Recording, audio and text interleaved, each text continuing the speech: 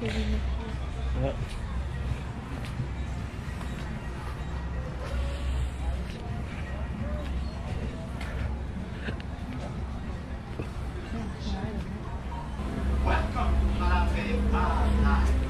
Your hands, arms, your feet and legs inside, and remember to watch your children.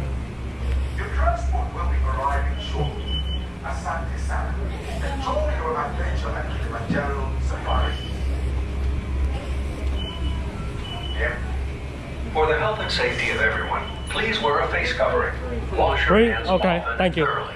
Cover your mouth and nose when coughing and sneezing, and maintain physical distance. Thank you for your cooperation.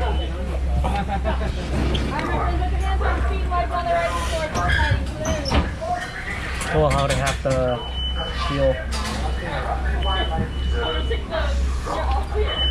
Asante sana worden. As we say here in Harambe Twende, which does mean let's go. So Jumbo friends, welcome to Kilimanjaro Safaris. My name is Kirsten. I'll be your safari guide for today's journey through the Harambe Wildlife Reserve.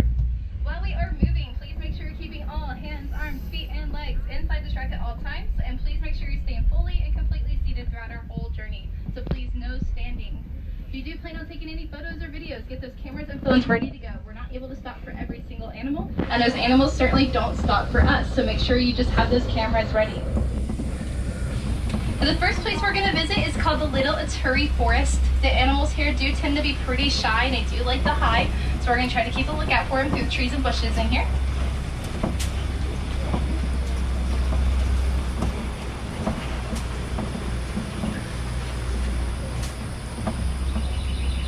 Out to the right hand side, it's through the bushes. There is an okapi. You can just kind of see its back legs and its head poking out. They look like they're wearing zebra pants. They're not related to zebras though, they're actually one of the only known relatives to giraffes. They have a prehensile tongue like giraffes, so they're able to grasp at things with their tongue. On the left, there's a rusty colored animal. It looks like it's sleeping right now, but that is a bongo. Right there. There's a few others up here. Bongos get the nickname of ghosts of the forest. They're very good at hiding. They're very quiet. Right there. See if we can get a better look at one up here. This one right there. This one you can see its horns. Those horns do set back closely to their heads instead of sticking straight up. Makes it easier for them to travel throughout the forest without getting stuck in the trees and bushes. There.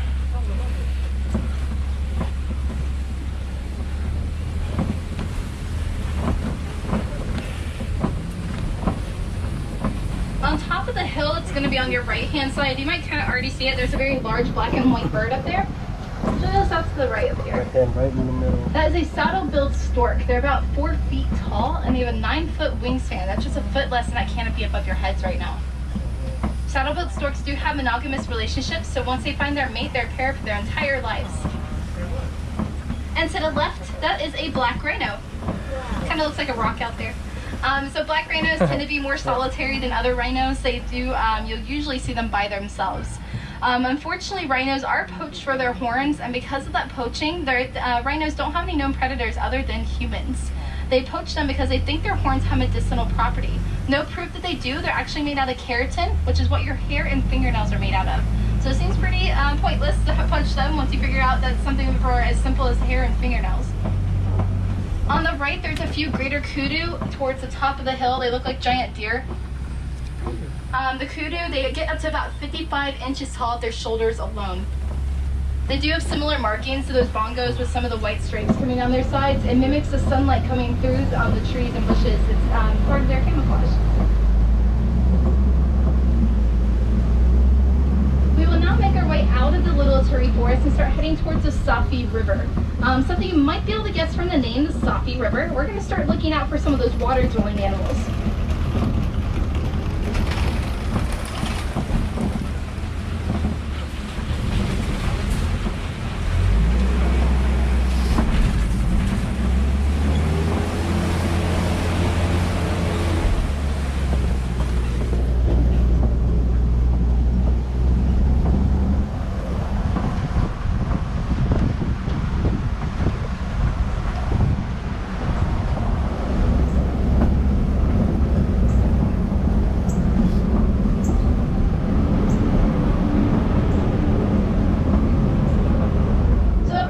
Those are hippos. A group of hippos like that is called a bloat. So it is a bloat of hippos. You might be able to tell they are resting their heads on each other while they're laying there sleeping because they simply have very heavy heads and they don't like to hold them up. So they'll rest them on each other and on the rocks around them. They can hold their breath about 6 minutes at a time. Even when they're sleeping, they do have a mechanism in their brain that helps bob their bodies up and down while they're sleeping to continue to get air, and they don't even have to wake up to do that. The birds on the island are pink-backed pelicans. They don't look too pink when you first look at them, but they do turn pink during mating season, and it's not their feathers, it's their skin that turns a pink color. It's almost like they're blushing.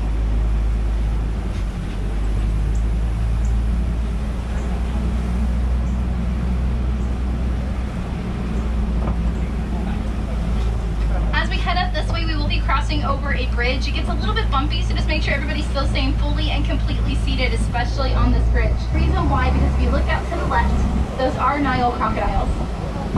You can tell they're crocodiles, not alligators, because if you look at their mouth with their mouth shut, they still have a very toothy grin, with the fourth tooth sticking all the way out. They can weigh up to about 500 pounds. They can also eat half their body weight in just one meal, so that does mean that they can eat about 250 pounds worth of food at one time.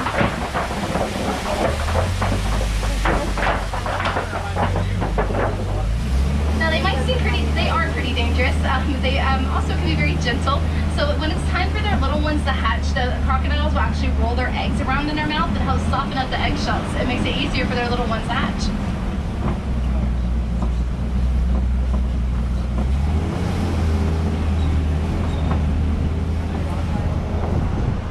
Coming up to your right-hand side, there's a pretty large tree. It looks like it's upside down. It does get the nickname the upside down tree, but it's actually called a baobab. So that is a baobab tree on the right. They're super important for animals, especially during drought seasons, because there's a sponge-like texture inside of them and it holds a large amount of water. So animals can pierce the bark with their tusks or horns, and it helps give them water when there's none in their home at the time. Because of that, it does get another nickname. It can also be called the tree of life. And now we are overlooking the savannah. This is one of the best views out in the reserve, especially with those giraffes walking across there. See if we can get a little bit closer up to some of them. So it looks like there will be a little bit further up in our journey in the savannah while we do see the giraffes. So you can kind of see how the environment has changed around here. Thanks to those giraffes, if you look at the trees specifically, you don't really see the leaves growing past a certain point all the way across. They all stop at the same spot. That can tell you the highest point the tallest giraffe in the area can reach. And they help out the ecosystem by eating those leaves because it lets more sunlight come through to the grass and it gives it extra nutrients. But it doesn't get that tall because of grazing animals like cattle, antelope, or zebras. They make it so the grass won't overgrow. On the left-hand side, those are African wild dogs. They're all laying down back in there. The African wild dogs can also be called African painted dogs because of those unique markings in their fur. They do have very close-knit packs, and because of that pack, they have very high success rates at hunting, higher success rates than cheetahs and lions even. It's one of those giraffes just out to the right here. Those are Maasai giraffes, so they have a very messy-like pattern in the spots in their pattern, whereas reticulated giraffes have very clean, crisp lines around their spots. So pretty easy to remember if you think of it as messy from Maasai. On the left-hand side again, there's a few sable antelope laying down. Just straight out, a little bit further back. Their horns do point backwards, makes it so predators won't attack them from behind. They're very athletic animals. You can usually see the sable antelope's shape on a lot of logos and symbols for athletic companies. Trying to get up to some more of those giraffes, so we will be passing by a few termite mounds too. A huge one on the left-hand side. Those are made out of saliva, dirt, and dung. So probably not very appealing to us, but animals like the giraffes or even rhinos and elephants like to use them as scratching posts or like big back scratchers for them.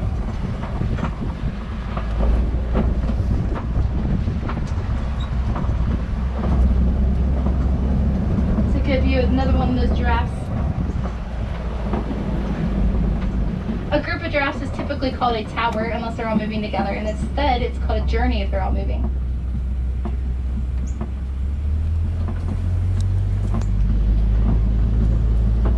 We'll be seeing a few zebras up here too. These are mountain zebras. The best way to know immediately that they're mountain zebras is because they don't have their stripes going across their bellies. They also have a skin flap that hangs from their neck called a dewlap. Those dewlaps help regulate their body temperatures so they don't get too hot. And they're the only type of zebra, the mountain zebras, that have a dewlap. There's even a baby out there laying down. A group of zebras is called a dazzle, so you are looking at a dazzle of zebras. See if we can get a better look now at these little giraffes. If you do see any of their tongues, they probably look like a purplish blue color. That's so they don't get sunburned on their tongues when they're eating up at the high points of the trees. Those tongues can get to about 21 inches long. It helps them reach up really high with those tongues, so it gets those leaves. And because of that long tongue, giraffes can also lick their own eyeballs. There's the one, the baby zebras up against the tree. And there are a few other animals up here. So the first one's, it's a little bit closer to us. It has a more tan color, has the big straight horns. That is a Patterson's eland. Elands are the largest of the antelope species, getting up to about 6 feet tall at their shoulders alone. The grayish animals are wildebeest. They like all this rainy weather. They actually migrate according to the rain. Ones with the huge horns back in there are the Ankole cattle. Those horns help regulate their body temperatures. There's a honeycomb-like structure on the inside that allows blood to flow through. As blood flows through the horns, it takes the heat from their bodies and pushes it out through the tips of the horns. This tiny little antelope on the hill that look like s'mores on sticks, those are springbok. The springbok are about 3 feet tall, full grown, and they can still jump about 6 to 8 feet high. So they do have very powerful little legs. Looks like we'll see a few more of those springbok up here.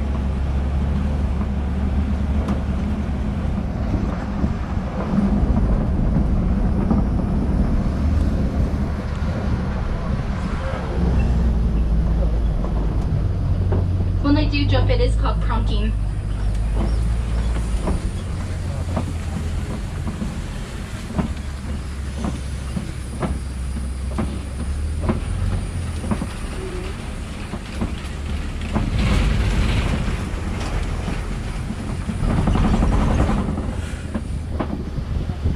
On the left-hand side, there's a few mandrills. There's one on the very top rock. Mandrills are the largest monkey, and they're also the same type of monkey as Rafiki.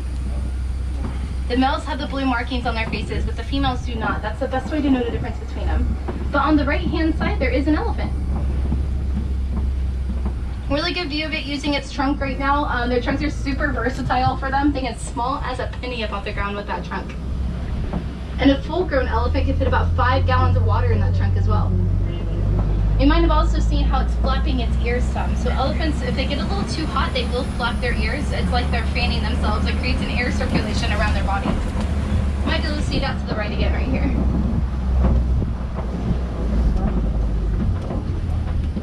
Now elephants are animals that have matriarch systems. So you'll typically see the males by themselves. That they do have one head matriarch that leads their herd, and she is the memory of the herd. So she will remember all the good places from the bee, whether that be for safe food, safe water, just a safe place. Those males, though, once they come of age, they'll break off from that herd and they stay by themselves most of their lives. Though very, very occasionally you'll see the males grouping together, making their own smaller herds, and it's just simply called a bachelor herd.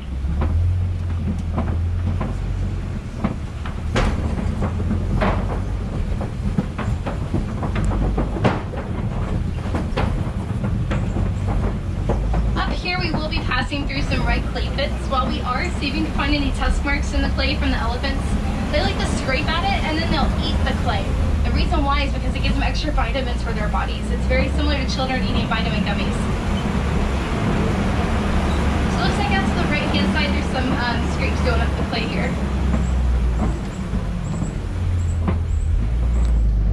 And I do see a few more elephants. We're going to try to get up closer to them now. Another thing you might see with the elephants, are usually covered in dirt or mud. They have very, very sensitive skin, so they are able to get sunburned just like we do. So what they do to fix that is that they cover themselves in dirt and mud as a natural form of sunscreen. Their sensitive skin did kind of help them with some of the reducing of poaching that was happening to them, though. There was an issue that there were some elephants traveling through crops and trampling the crops while doing so over in Africa. Some farmers decided to fix that. They were going to try to poach those elephants, which was not that great of a solution. So instead, researchers found out that elephants are afraid of bees because of their sensitive skin. They don't like to be stung, just like we don't. I'm gonna try to get up closer to the little one out there. So they surrounded those crops of beehives, and the elephants would hear the buzzing, and they wouldn't go near the crops anymore because they just didn't want to be stung. It was a win-win situation. Elephants no longer being poached for that issue, and then the farmers were making a double profit, not only off their crops, but also off the honey from their new beehives. So just out to the left, you'll probably see that little elephant there.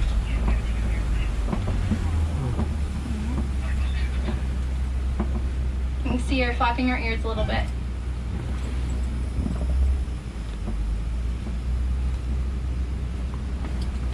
And there's also some greater flamingos up here. These are the largest of the flamingo species, the greater flamingos, but they are the lightest pink. If you look at the ground, the little gray balls of fluff, those are baby flamingos. So they do not hatch pink, as you can see. They actually hatch as that grayish white color. And they gain their pink color as they eat brine shrimp, and that gives them a beta carotene, and the beta carotene is what causes their pink color. A group of flamingos is called a flamboyance. You are looking at a flamboyance of flamingos right now.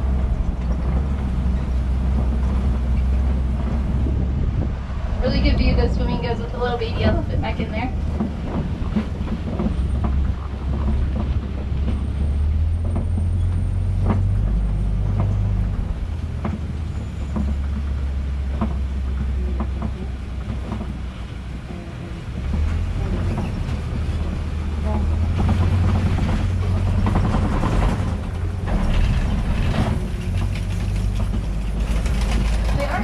Look out for some rhinos around in the area up here. There's a really big mud pit. That's a good sign for them because they like to roll around in the mud. They use it as their own kind of sunscreen also. They have very sensitive skin like the elephants. They also will use it as a bug repellent. Actually, you can kind of see one out to the right a little bit further back, but we're going to keep traveling through this area to get a better view of it.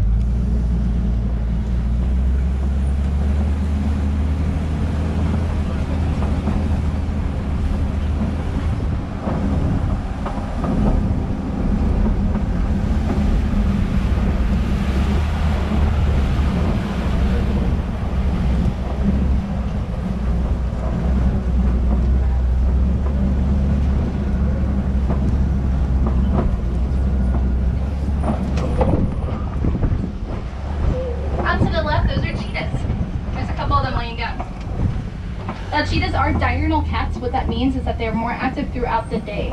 Looks like they are resting a little bit right now though. Like you guys probably already know, they are very fast animals. They can actually go up to about 75 miles per hour. Something I think is really cool about them is they do have a flat tail and it acts as a rudder. So while they're running at very high speeds or even when they're in mid-air, they can use that tail to change their direction by just moving it to the side that they need without having to stop or slow down. Up ahead of us, these are called Kopi rocks. And it looks like there's a few lions up there right now.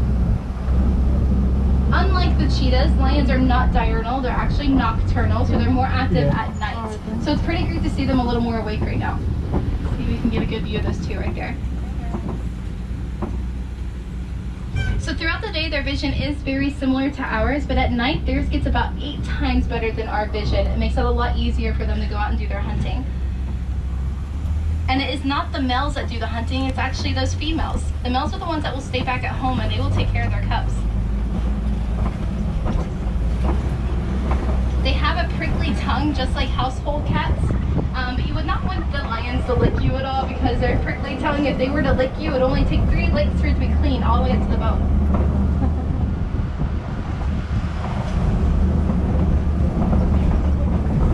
Give you the male lion up here. Looks like he might be enjoying some of the wind right now. They're pretty lazy throughout the day. They'll sleep for about 18 to 20 hours per day. Just like me.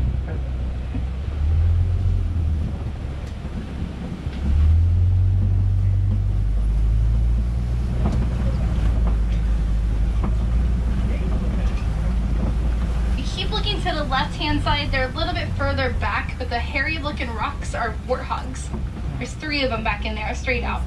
Right there. Warthogs do have warts, like their name tells you. They're just big padded spots on their faces. It gives them protection for their face. and they have 2 pairs of tusks they create burrows with. Then they'll back up into those burrows that have their tusks pointing outwards as another form of protection for them.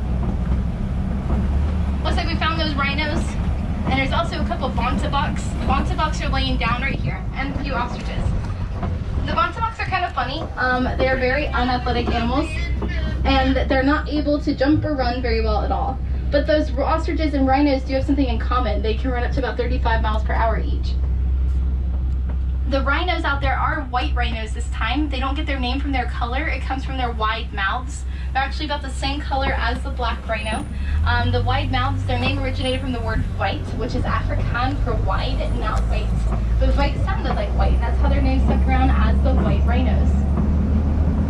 They do have very, very poor eyesight. They can only see a few feet in front of them. So you did just, very fittingly, the grouping name for the white rhinos are called a crash. You did just look at a crash of rhinos.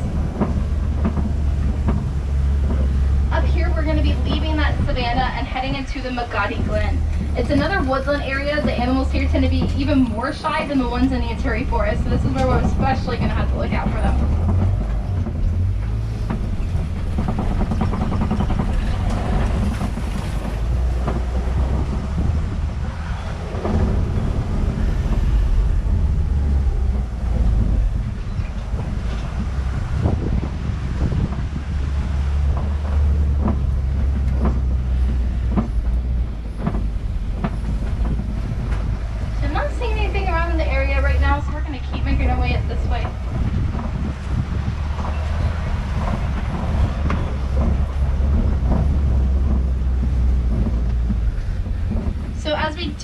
Magadi Glen, it does unfortunately mean we're going to be coming up to the end of our safari up here.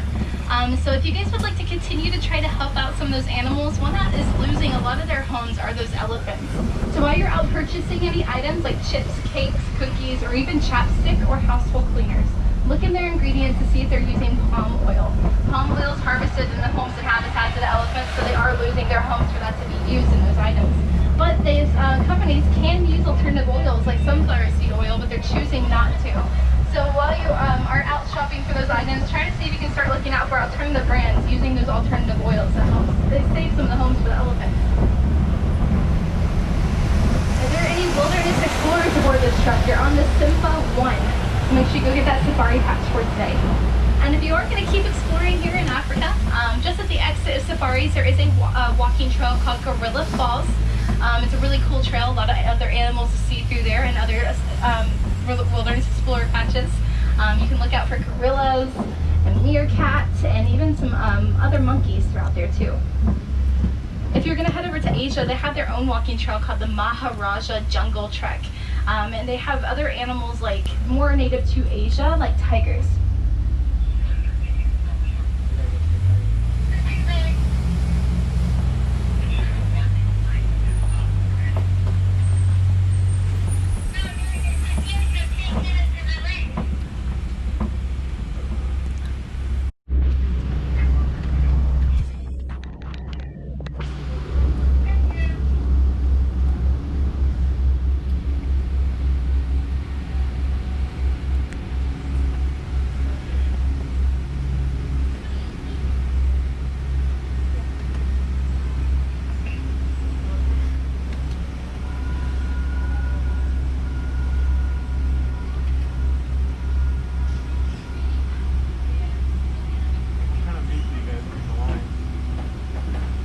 I'm not sure, I don't feed them, but if you occasionally around the wilderness explorers around in Africa, you'll see some of the animal programs and they have a little more information.